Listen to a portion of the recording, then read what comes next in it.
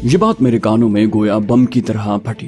एटमी plant यानी मेरे वतन की सलामती के दर पे ये कौम अब ऐसी हलाकत खेज ताकत अपने कब्जे में करने वाली है कि बस एक बटन दबाने के बाद मेरे मुल्क को कौम की धज्जियां बिखर जाएंगी। दुनिया की तारीख में एक इबरत भरी दास्तान का इजाफा हो जाएगा। मेरे दिमाग में पै दर पै धमाके हो रहे थे, मगर इन मालूमात पर अब अपना रद्द-ए-अमल जाहिर करना जरूरी हो चुका था। मैंने पुरजोश लहजे में कहा, ये तो तुमने जबरदस्त खुशी की खबर सुनाई अंकित बाबू। मुझे ये सोच सोच कर दुख होता था कि दुनिया भर में फ्रांस और इंग्लैंड जैसे छोटे छोटे मुल्क भी बरसों पहले ही एटमी ताकतें बन चुके हैं, मगर इंडिया जैसे अजीम मुल्क ने अभी तक इस मैदान में कदम नहीं रखा। जबकि हमारे पड़ोस में तो ऐसा जारहियत पसंद दुश्मन बसा हुआ है जो पहले भी हमारे मुल्क पर हमला कर चुका है। इसका मतलब है हम बहुत जल्द उसे औकात में रखने के काबिल हो जाएंगे। इस प्रोजेक्ट को तो वाकई सख्त सिक्योरिटी की जरूरत है। ये सुनकर अंकित ने उसी राजदाराना लहजे में अपनी बात आगे बढ़ाई। बोला, सिक्योरिटी का तो पूछो मत राहुल जी, परमिट के बगैर तो कोई तारापुर कॉलोनी के करीब भी नहीं भटक सकता। जहाँ तक खुद तारापुर कस्बे का ताल्लुक है, 3 मील के दायरे में खारदार बाड़ लगा दी गई है, जिसमें बिजली का जानलेवा करंट दौड़ता रहता है। इलाके के बासियों के बहुत से मवेशी उस बाढ़ से टकराने से मर चुके हैं। बाढ़ के अंदर चप्पे चप्पे पर फौजी दस्ते 24 घंटे गश्त करते रहते हैं। मैंने खुश होकर कहा, बहुत खूब, फिर तो हम भरोसा कर सकते हैं कि हमारे तहफ्फुज़ का जामिन ये एटमी प्रोजेक्ट बिल्कुल महफूज है। फिर मैंने अपने लहजे में खुशामद लाते हुए कहा, मगर तुम्हें एनडी से मुलाकात के लिए मुझे तारापुर कॉलोनी में भिजवाने का वादा पूरा करना पड़ेगा अंकित भैया। उसने हंसते हुए अपने वादे की तौसीक की। इस दौरान तुलसी मेल छोटे बड़े शहरों और कस्बों से गुजरती, इक्का दुक्का रेलवे स्टेशनों पर रुकती चलती बहैसियत मजमूई खासी तेज रफ्तारी से आगे बढ़ती रही। दोपहर के बाद ट्रेन नौसरी कस्बे के रेलवे स्टेशन पर रुकी तो उसने लगभग जबरदस्ती गर्मा गर्म कचोरियां और गुलाब जामुन खिलाकर दोपहर के खाने की कमी पूरी कर दी। दोपहर और शाम के वस्त में रेल की पटरियों के दोनों तरफ गुंजान आबादी बढ़ने लगी, जो वाज़े तौर पर किसी बड़े शहर की कुर्बत के आसार थे। अंकित ने तस्दीक की कि हम सूरत के मज़ाफ़ात में पहुंच चुके हैं। बिलाखिर ट्रेन एक आलीशान और इंतहाई पुररौनक रेलवे स्टेशन में दाखिल हुई और प्लेटफॉर्म पर मखसूस अफरा तफरी और भगदड़ की सी कैफियत दिखाई दी। ट्रेन पूरी तरह रुकने भी नहीं पाई थी कि बोगी के दोनों दरवाजों से एक एक कुली अंदर घुस आया। वो दोनों बेताबी से चारों कैबिन का जायजा ले रहे थे, मगर हमें मालूम था कि बोगी में उस वक्त हमारे कैबिन में ही 2 मुसाफिर हैं। दोनों कुली एक साथ दरवाजे पर नमूदार हुए। उन्होंने अपनी पेशावराना मश्क के मुताबिक लम्हा भर में हम दोनों को जांचा और फिर उन दोनों ही के चेहरे पर मायूसी छा गई। हम दोनों के पास सिर्फ एक एक दरमियानी साइज का सूटकेस था जिसे हम बाआसानी उठा सकते थे। बिलाखिर उनमें से एक ने गोया हुज्जत तमाम करने के लिए पूछा, कुली चाहिए बाबू? इससे पहले कि अंकित कुछ कहता मैंने गर्मजोशी से जवाब दिया, हाँ हाँ बिल्कुल चाहिए। दोनों एक एक सूटकेस उठा लो और ले चलो। शाबाश। मेरी बात सुनकर वो दोनों यकलख्त खुश हो गए और मुख्तसर से सामान की तरफ झपटे। इस असना में कैबिन के दरवाजे में एक और उधेड़ उम्र का शख्स दाखिल हुआ। उसके जिस्म पर मामूली वर्दी और टोपी उसे ड्राइवर बता रही थी। उसने अंकित को मखसूस अंदाज में प्रणाम किया और गुजराती में कहा, कुली लेने की क्या जरूरत है सरकार, मैं हूं ना। इस दौरान दोनों कुली जल्दी जल्दी हमारे सूटकेस उठा के बोगी की राहदारी में पहुंच चुके थे। अंकित ने हंसते हुए अपने ड्राइवर को कहा, कोई बात नहीं भावेश, अपने राहुल बाबू बहुत गरीब परवर इंसान है। ये इन कुलियों को मायूस वापस जाने नहीं देना चाहते। तुम जाकर दोनों सूटकेस गाड़ी में रखवाओ, हम आ रहे हैं। ये मेरे नए दोस्त हैं और हमारे साथ ही चलेंगे। भावेश ने एक नजर गहरी दिलचस्पी से मुझे देखा और फिर कुलियों के पीछे चल दिया। हम दोनों बोगी से उतरे तो वो तीनों प्लेटफॉर्म पर मुसाफिरों के हुजूम में कहीं दिखाई न दिए। मुझे हल्का सा इस्तराब हुआ।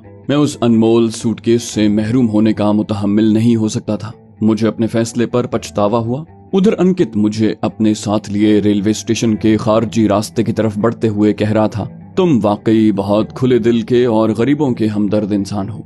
मैंने बम्बई में भी तुम्हें कुली को भारी रकम मजदूरी में देते देखा था। मैंने अपना लहजा इस तरह से पाक रखते हुए कहा, मैंने दुनिया के बहुत से मुल्कों की सयाहत की है अंकित बाबू, मगर इंडिया जैसा सस्ता और खुलूस भरे लोगों वाला मुल्क कोई और नहीं देखा। बस यहाँ हर तरफ फैली बेपनाह गुर्बत देखकर दिल दुखता है। मैं अकेला करोड़ों लोगों की हालत नहीं बदल सकता, मगर मुझे अपनी माली हैसियत के मुताबिक जिन लोगों की जिंदगी आसान करने का मौका मिलता है, मैं उसे जाया नहीं करता। ये बात मेरे दिल से निकली थी, इसलिए उसका असर कई गुना ज्यादा हुआ। अंकित ने चलते चलते रुक कर मुझे देखा और फिर मेरा शाना प्यार से दबाकर कहा, तुमने मेरा दिल जीत लिया है राहुल भैया, आज के बाद मुझे कभी गैर न समझना। हम दोनों रेलवे स्टेशन से निकलकर पार्किंग में पहुंचे, जहां हमारा सामान एक उम्दा सी गाड़ी में रखा जा चुका था और भावेश दोनों कुलियों के साथ हमारा मुंतजिर था। मैंने कुलियों को फीकस 20 रुपया दिया तो उनकी खुशी का ठिकाना न था और वो एहसानमंदी का भरपूर इजहार करते रुखसत हो गए। मैंने इन मनाजिर पर भावेश के रद्द अमल पर खुसूसन गहरी नजर रखी थी। वो आइंदा मेरे बहुत काम आ सकता था। मुझे बखूबी तजुर्बा था कि इस तबके के अफराद को अपना बनाने में खुले हाथ से नोट खर्च करना सबसे कारआमद नुस्खा है। कुछ ही देर के बाद हम रेलवे स्टेशन की हुदूद से बाहर निकलकर सूरत की सड़कों पर रवां दवां थे। अंकित ने एक बार फिर मुझे अपने घर में ठहरने की दावत दी, मगर मैंने दोबारा माजरत कर ली। तब उसने भावेश को पहले ब्लू डायमंड होटल चलने का हुक्म दिया। मैं जानता था कि सूरत एक बड़ा कारोबारी शहर है, मगर वो इतना आलीशान और पुररौनक होगा मुझे उसका अंदाजा नहीं था। इतनी खुशहाली बल्कि दौलत की रेल पेल तो मुझे बॉम्बे और दिल्ली जैसे शहरों में भी दिखाई न दी थी। अंकित ने फखर आमेज लहजे में बताया कि सूरत की तेज रफ्तार तरक्की में कपड़े और हीरों का तिजारती मरकज होने का बुनियादी किरदार है, और वो भी पहले कपड़े और उसके बाद मकई का लेन देन करता था। ताहम आजकल वो सिर्फ और सिर्फ केमिकल्स की तिजारत से वाबस्ता है। मैंने इर्द गिर्द दौड़ते बारौनक मनाजिर का जायजा लेते हुए वक्त गुजारी के अंदाज में कहा, मकई और कपड़े की तिजारत जैसे मुनाफा बख्श और खतरे से खाली कारोबार छोड़कर ये केमिकल्स के लेन देन में पड़ने का दर्द-ए-सर क्यों मोल ले लिया अंकित जी? मेरी बात सुनकर अंकित कदरे चौंका और कदरे तवक्कुफ के बाद बोला, इसकी वजह तो जाहिर है, ज्यादा कमाई ही है राहुल बाबू। एक दोस्त ने साल भर पहले ही मगरबी ममालिक से केमिकल्स मंगवा कर पूरे मुल्क में सप्लाई करने का कारोबार शुरू किया था। उसने मशवरा दिया कि इस धंधे में अब अंधी कमाई का मौका है, जितना धन लगाओगे दुगना लगा कर वापस आएगा। मुझे अंकित के लहजे में एक बार फिर पुरस्कार सी राजदारी महसूस हुई। वो जब इतना कहकर खामोश हो गया तो मुझे यकीन हो गया कि वो पूरी बात बताने से कतरा रहा है। ताहम मैंने उसकी जबान खुलवाने का इरादा बाद के लिए मुलतवी कर दिया। कुछ ही देर के बाद हमारी गाड़ी एक बहुत ही महंगे दिखाई देने वाले बाजार में वाक़े होटल ब्लू डायमंड की 3 मंजिला आलीशान इमारत के अहाते में दाखिल हुई। इमारत की बनावट बता रही थी कि वो होटल शायद कभी किसी नवाब या रईस की महल नुमा कोठी रहा होगा। 3 अतराफ में सब्जाजार थे, जबकि एक पुख्ता सड़क फाटक से पोर्च तक जाती थी। अहाते से बाहर निकलने का अलग फाटक था। मुझे ब्लू डायमंड होटल का नक्शा कुछ निजाम हैदराबाद के खानदानी मोती महल जैसा लगा, बस हजम और शानो शौकत का फर्क था। यानी blue diamond hotel Moti Mahal के पासिंग भी नहीं था। होटल के इस्तकबालिया पर तायुनात अमले ने जिस गर्मजोशी और एहतराम से अंकित का इस्तकबाल किया और खातिर मदारत की, उससे मेरे लिए अंदाजा लगाना मुश्किल नहीं था कि वो यहाँ कैसी मुक्तदर हैसियत का हामिल है। उसका खास मेहमान होने की हैसियत से मुझे भी हाथों हाथ लिया और होटल के मैनेजर मुकुंद लोहाना ने पहले पसंद करवाने के बाद मुझे कमरा अलॉट किया और अपने अमले को मेरी खातिर तवाज़ो में कोई कसर न छोड़ने की ताकीद की। अंकित के पूछने पर मुकुंद ने बताया कि सेठ गौतम सिंघानी इस वक्त कमिश्नर हाउस के टेनिस क्लब में होगा, अलबत्ता रात को वो कई घंटे होटल में ही गुजारेगा। अंकित ने कहा, ठीक है, गौतम से कहना कि मैं रात का खाना यहीं खाऊंगा, इसे राहुल बाबू से भी मिलवाऊंगा। ये कहकर वो मुझसे इजाजत लेकर रुखसत हो गया। मैनेजर मुझे साथ लिए मेरे कमरे में आया और अपने लायक कोई खिदमत दरियाफ्त की। मैंने चाय की फरमाइश की और साथ ही शहर का तफसीली नक्शा तलब किया। वो दोनों फरमाइशें पूरी करने का वादा करके रुखसत हो गया। मैं कोई खास थकन महसूस नहीं कर रहा था, ताहम करने को कुछ और तो था ही नहीं। मैं कमर सीधी करने के लिए शाही तर्ज की मसहरी पर दराज हो गया। मैंने कमरे का किराया पूछने की कोशिश नहीं की थी, मगर अंदाजा लगाना मुश्किल नहीं था कि ये शहर के महंगे तरीन होटलों में से एक होगा। खैर, मुझे उसकी कुछ खास परवाह नहीं थी। तन्हाई होते ही मेरे जहन पर सोचों की जलकार होने लगी। हकीकत यह है, गुज़िश्ता कई घंटों से मेरे दिमाग पर एक ही नाम का गलबा था, तारापुर, जहां इंडिया अपना पहला एटमी प्लांट तैयार करने की तरफ तेजी से बढ़ रहा था। अब तो मुझे ये भी इल्म था कि यहाँ के दूरफ्तादा कस्बे टुमल्ला पिल्ले में यूरेनियम निकालने का काम पहले ही जोर शोर से शुरू हो चुका है। यानी अब मेरे वतन की सलामती के दर पे ये मुल्क एटम बम बनाने की तरफ तेजी से आगे बढ़ रहा है। अब तो उसके पास बेशुमार जदीद तरीन MiG-21 तैयारे भी मौजूद हैं, जिसमें एटम बम गिराने की सलाहियत का इजाफा करवाना कुछ ज्यादा मुश्किल नहीं, बल्कि हो सकता है इंडिया अपने देरीना सरपरस्त रूस के जरिए ये काम पहले ही करवा चुका हो। मैंने इस इस्तराब आमेज ख्याल से जहन हटाने के लिए एंडी के बारे में सोचा। खुदा जाने उसका किरदार ही इस कदर इखलाकी पस्ती का हामिल है या मेरी शख्सियत देखकर अचानक उसकी कोई महरूमी जाग उठी है। बहरहाल हो सकता है उसकी वालेहाना तवज्जो बॉयसर में वाक़े तारापुर कॉलोनी में घुसने में वाकई मेरी मावन बन जाए। ये अलग बात है कि उसके लिए मुझे उस औरत की पेशरफ्त झेलनी पड़ेगी, मगर इतने बड़े मकसद के लिए ये कुछ ऐसी सख्त आजमाइश भी नहीं है। मुझे इस सूरत हाल से निमटना बखूबी आता है। यूं ही सोचते सोचते जाने कब मेरी आंख लग गई। दरवाजे पर हल्की सी दस्तक से जागा तो अंदाजा हुआ कि कई घंटे सोता रहा हूँ। दरवाजा खोला तो होटल मैनेजर मुकुंद सामने था। उसने पुरजोर माजरत के बाद बताया कि सेठ गौतम सिंघानी और अंकित पटेल होटल की जमीनी मंजिल के अकबी हिस्से में बने एक शानदार रिहायशी हिस्से में मेरा इंतजार कर रहे हैं। मैं जैसे ही मुकुंद के हमरा नशिस्त गाह नुमा बड़े से कमरे में दाखिल हुआ, अंकित जल्दी से उठा और मुझसे लिपटते हुए बोला, क्या हाल है राहुल बाबू, अच्छा लगा अपना कमरा? फिर वो मेरे जवाब का इंतजार के बगैर पलटा और 35-36 साल के गंदुमी रंगत वाले कबूल सूरत शख्स से मुखातिब हुआ, गौतम, ये है मेरा नया दोस्त राहुल कौशिक, मगर मेरा इससे दोस्ती से कहीं ज्यादा करीबी रिश्ता है। यूं समझ लो ये मुझे अपनों से बढ़कर अजीज है, क्योंकि इसने मुझे मौत के मुंह में जाने से बचाया है। वो गुजराती में बात कर रहा था, ताहम गौतम ने उस पर किसी हैरत का इजहार न किया। ये समझना मुश्किल नहीं था कि अंकित उसे मेरे बारे में पहले ही सब कुछ बता चुका है। गौतम ने निहायत गर्मजोशी से मुझसे मुसाफा किया और दोस्ताना लहजे में कहा, तुम वाकई कमाल आदमी हो यार। अंकित की खुशकिस्मती है कि रास्ते में तुमसे दोस्ती हो गई और तुम दोनों में गाढ़ ही छनने लगी, वरना इस वक्त तो शायद हम इसकी लाश का इंतजार कर रहे होते। मैंने कहा, ऐसा न कहो गौतम जी, अगर मेरी इनसे दोस्ती ना भी होती तो मैं इनकी जिंदगी बचाने के लिए अपनी जान दांव पर लगा देता, क्योंकि मेरी नजर में इंसानियत दुनिया का सबसे सच्चा रिश्ता है। मेरी बात सुनकर गौतम ने मरूब से लहजे में कहा, तुम तो संतों और साधुओं वाली बातें कर रहे हो यार, लगता है हम पापियों को सोच समझकर हर लफ्ज बोलना पड़ेगा। उसकी बात सुनकर मेरी समझ में न आया कि क्या जवाब दूं, मगर अंकित ने कहा लगाकर खुद को तवज्जो का मरकज बना लिया। उसने अपनी हंसी पर काबू पाते हुए कहा, ऐसा कुछ नहीं है यार, ये तो इसके भला मानस होने की निशानी है, वरना अपना राहुल तो बहुत जिंदा दिल और खुश मिजाज इंसान है। ये कोई संत साधु नहीं है। मैंने तुम्हें उस गोरी एंडी के बारे में बताया है ना। इस पर हम तीनों ने मिलकर जोरदार कहा लगाया। इससे पहले कि हम तीनों मजीद कुछ बात करते, मुकुंद ने मुदाखलत की। बोला, सर मुझे डिनर का बता दें ताकि मैं तमाम मतलूबा खानों का जल्दी से बंदोबस्त करवा सकूं। अंकित और गौतम बैक वक्त मेरी तरफ मुतवज्जे हुए। पहल गौतम ने की। बोला, बताइए सरकार, रात के खाने में क्या पसंद करेंगे? देसी विलायती हर तरह के खाने दस्तयाब हैं। पीने का तो खुद मेरे पास पूरा इंतजाम है। मैंने कहा, मेरी कोई खास पसंद नहीं है, जो तुम्हारा दिल चाहे मंगवा लो। इस मरहले पर अंकित ने मुदाखलत की। बोला, तकल्लुफ न करो यार। अच्छा ये बताओ, चिकन बीफ मटन खा लेते हो या साग दाल पर ही गुजारा कर लेते हो? मैंने कहा, मैं सब कुछ खा लेता हूँ भैया, मगर गोश्त के खाने मुझे सिर्फ मुसलमानों के रेस्टोरेंट्स के ही अच्छे लगते हैं, जो पता नहीं सूरत में हैं भी या नहीं। अंकित ने पुरजोश लहजे में कहा, बिल्कुल हैं भाई, और बहुत जबरदस्त हैं। हम दोनों भी कबाब, टिक्के, कोरमा, बिरयानी बड़े शौक से खाते हैं। बल्कि ऐसा करते हैं कि हल्का फुल्का खाना तो हम यहीं खा लेते हैं, फिर रात भर मौज मस्ती के बाद सुबह सवेरे नाश्ता करने के लिए जंपा रोड के कदीम तरीन रेस्टोरेंट चांद भाई 12 हांडी शॉप चलते हैं। मजा आ जाएगा, क्यों गौतम भैया, तुम्हारा क्या ख्याल है? गौतम ने पुरजोश अंदाज में तायद की और मुकुंद को दाल चावल और गुजरात की मशहूर शीरीनी मोहनथल की फरमाइश के साथ रुखसत कर दिया। वो दोनों खाने से पहले पीने पिलाने की महफिल सजाना चाहते थे, मगर मैं अपनी तैयारी करके नहीं आया था, लिहाजा मैंने उस वक्त मूड न होने का बहाना कर दिया। इस पर उन दोनों ने भी प्रोग्राम मनसूख कर दिया। हकीकत यह है कि मुझे ना हिंदुआना खानों से दिलचस्पी थी, ना मुसलमानों के मरगूब पकवानों से।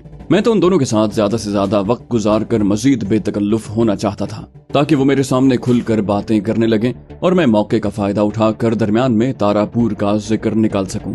शायद अपनी तरंग में ये कोई ऐसी राज की बात उगल दें जो मेरे काम आ सके। खाना काफी लजीज था। दाल चावल के साथ कई तरह की चटनियों, अचार और रायते ने मजा दोबाला कर दिया। हलवे से मुशाबा मोहनथल भी जायकेदार शीरीनी साबित हुआ। ताहम मैंने भूख से काफी कम खाना खाया। उन दोनों ने सुबह सवेरे जिस नाश्ते की लफ्जी सूरत कशी की थी, वो मैदे के लिए आजमाइश बन सकता था, और मैं फिलहाल बीमार होने का इरादा नहीं रखता था। खाने के दौरान हल्की फुल्की बातें हो रही थी। फिर मैंने मौका मिलते ही एंडी का जिक्र छेड़ दिया। मैंने यूं जाहिर किया जैसे मैं तरंग में आ गया हूँ। वो दोनों उस औरत के लिए वारफ्तगी पर हल्के फुल्के जुमले कसते रहे। तभी मैंने गौतम को मुखातिब करके कहा, तुम मेरा जितना जी चाहे मजाक उड़ा लो भैया, मगर याद रखो ये आग दोनों तरफ भड़क रही है। देख लेना वो 2-3 दिन के अंदर मुझे ढूंढती हुई तुम्हारे ब्लू डायमंड पहुंच जाएगी। मैं उसे यहीं का पता देकर आया हूँ। मेरी बात सुनकर गौतम एक बार फिर हंस पड़ा। अंकित ने भी उसका साथ दिया। फिर गौतम ने खुशगवार लहजे में कहा, इससे अच्छी बात क्या होगी राहुल जी, तुम दोनों यहाँ मजे से हनीमून मनाना, मगर जरा ध्यान रखना, अंकित ने बताया है कि उसका शौहर तारापुर प्लांट का सीनियर इंजीनियर है और सरकार में उसका बहुत असर रसूख है, कहीं लेने के देने न पड़ जाएं। मुझे लगा कि अंकित ऐसी खुफिया मालूमात खोलने पर गौतम को सरजनिश करेगा जो उसने अपने तक महदूद रखी थी, मगर वो खुद भी शायद बिला वजह की एहतियात पसंदी से उकता चुका था। उसने हल्का सा कहा लगाकर बात आगे बढ़ाई। बोला, हाँ राहुल भैया, मेरी अपने एक वाकिफकार से बात हुई है। उसने बताया है कि प्लांट पर इब्तिदाई काम शुरू करने के लिए विल्सन ही का इंतजार हो रहा था, क्योंकि प्लांट के बुनियादी ढांचे की डिजाइनिंग मुकम्मल करना और फिर तामीर की निगरानी उसी की जिम्मेदारी है, जबकि एंड्रिया उर्फ एंडी मैडम उसकी बीवी होने के साथ पर्सनल सेक्रेटरी का ओहदा भी रखती है। मैंने हंसते हुए कहा, हम दिल वाले ऐसी छोटी मोटी रुकावटों से नहीं डरते दोस्तों, जहाँ चाह वहाँ राह। वैसे भी मुझे डराने की कोशिश बेकार है, क्योंकि इस मामले में भंवरा फूल के पीछे नहीं गया, खुद फूल ने उसे करीब आने की दावत दी है। मैं नहीं जाऊंगा तो तुम दोनों देख लेना, वो खुद यहाँ पहुंच जाएगी। गौतम ने पुरएतमाद लहजे में कहा, तुम फिक्र न करो राहुल बाबू, एंडी मैडम से तुम्हारी मुलाकात का बंदोबस्त मेरे जिम्मे है। वो यहाँ नहीं पहुंची तो मैं तुम्हें तारापुर कॉलोनी पहुंचा दूंगा। मेरे बहुत ताल्लुकात हैं वहाँ की इंतजामिया के बड़ों से, मैं अपने काम से कई बार वहाँ जा चुका हूँ। वो दोनों ही तारापुर प्लांट के हवाले से रफ्ता रफ्ता खुल रहे थे, लिहाजा मैंने राजदारी के पर्दे हटाने में गैर जरूरी उजलत से गुरेज का फैसला किया।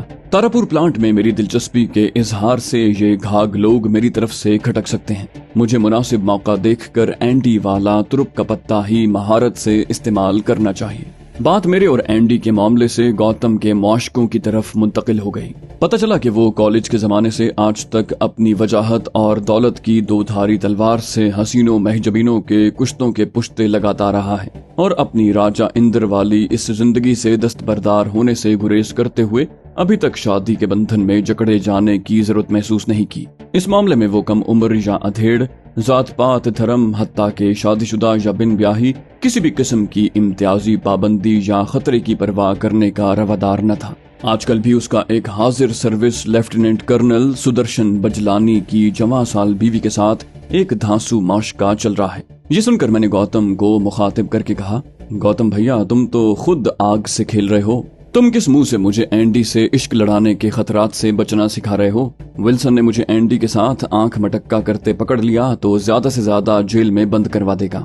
कर्नल साहब तो सीधा तोप टैंक के साथ चढ़ाई कर देगा। मेरी बात सुनकर अंकित ने कहा लगाया। अलबत्ता गौतम ने पुरएतमाद लहजे में कहा, मैं तो उससे 3 रैंक ऊपर वाले फौजी अफसर की बेगम के साथ कई महीने गुलछर्रे उड़ा चुका हूँ, जबकि मेजर जनरल इस मामले की सुनगुन भी रखता था। वो मेरा तो कुछ नहीं बिगाड़ सका, अलबत्ता शर्मिंदगी और मुमकिना बदनामी के डर से अंबाला पोस्टिंग करवा ली थी। दरअसल ऐसी औरतें अपने शौहर की किसी शख्सी खामी की वजह से ही मेरे जैसों की तरफ मुतवज्जे होती हैं। इस पर अंकित ने कदरे संजीदा लहजे में कहा, मगर लेफ्टिनेंट कर्नल सुदर्शन प्लांट की तामीर मुकम्मल होने तक कहीं ट्रांसफर होने वाला नहीं है।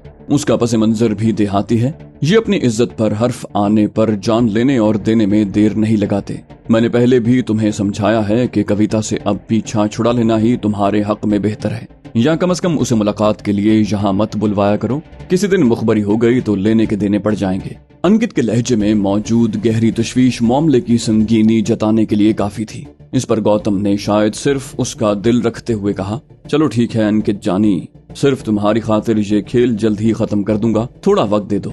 कविता अभी मेरे इश्क के नशे में बुरी तरह पागल हो रही है। उसे ठुकराने या अचानक पीछा छुड़ाने की कोशिश की तो बिफर जाएगी। तुम नहीं जानते ऐसे में औरत कितनी खतरनाक साबित हो सकती है। अंकित ने सर्द आह भरकर कहा, हाँ भाई, मुझे इन बखेड़ों का क्या पता।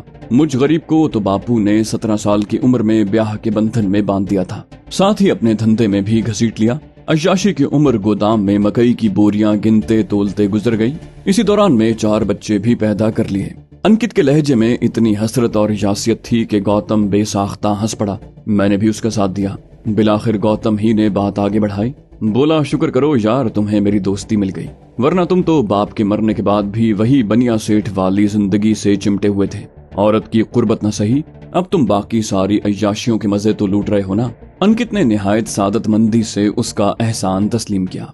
वो कुछ देर तक अपनी साबिका जिंदगी की बेकैफी के किस्से सुनाता रहा, फिर खुद ही उकता कर मुझसे मेरी रोमानवी मुहिम्मात बयान करने की फरमाइश कर डाली। उनसे बेतकल्लुफी मजीद बढ़ाने के लिए ये बेहतरीन मौका था। चुनाच मैंने अपनी मायूब आवारागर्दी की कई मनगढ़ंत वारदातें यक्के बाद दीगरे सुना डाली। अलबत्ता मैंने पूरी एहतियात रखी कि गौतम जैसे गुर्गे बारां दीदा लफंगे को कहीं गिरफ्त करने का मौका न मिल पाए। उसका रद्द अमल देखकर मुझे इत्मीनान हुआ कि मैं अपनी कोशिश में कामयाब रहा हूँ। उसने मेरी दास्तान तराजी को न सिर्फ सच मान लिया था, बल्कि किसी हद तक मरूब भी दिखाई दे रहा था। इन नगीन संगीन किस्सों में हम इतने मगन हुए कि गुजरते वक्त का एहसास ही न हुआ। दूर किसी मस्जिद से बुलंद होने वाली नमाज फजर की अजान ने बताया कि पूरी रात इस फजूल गोई में बीत गई है।